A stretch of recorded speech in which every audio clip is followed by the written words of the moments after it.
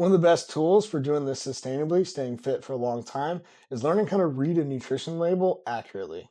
So let's go down a nutrition label and look at each item and how that might relate to you and your goals. For this demonstration, we're going to use Protogen Samoa. Okay, so we're going to look for the serving size first. So the serving size on this is 1 scoop or 25.46 grams. We're going to look for the weight in grams, not the volume measurement. If you tell me I can have a cup of blueberries, I'm going to drink a blueberry smoothie. Next, we're going to see the total calories per serving. So this is the total calories from carbs, fats, and protein in one serving, which we identified as 25.46 grams.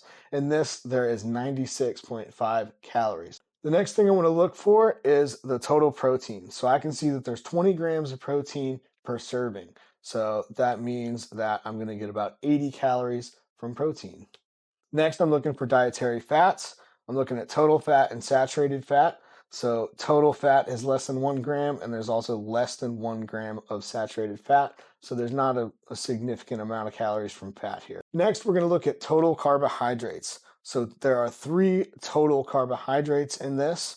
There's no dietary fiber, and there's less than 1 gram of added sugar. Now that I've identified the key things on the nutrition label, I need to actually compare that to my goals. So if one serving of this provides 96 calories and 80 of those calories come from protein, I know that this is going to support my protein goals, but not necessarily my carbs or my fats. So this is a nice lean source of protein. So the last thing you want to look at here is the ingredients list. So the things towards the front of the list are going to be the largest portions. So they're going to use mostly that in that item. A good rule of thumb is we want to look for a shorter ingredients list rather than a longer one. You'll find like some of the protein bars and things like that have extensive lists. And it's a lot of things that isn't natural. And we really want to stick to the whole foods. So look for a small ingredients list. So a couple tips on reading nutrition labels here. The first one is to compare nutrition labels amongst different products of the same type. You'd be surprised how different they are.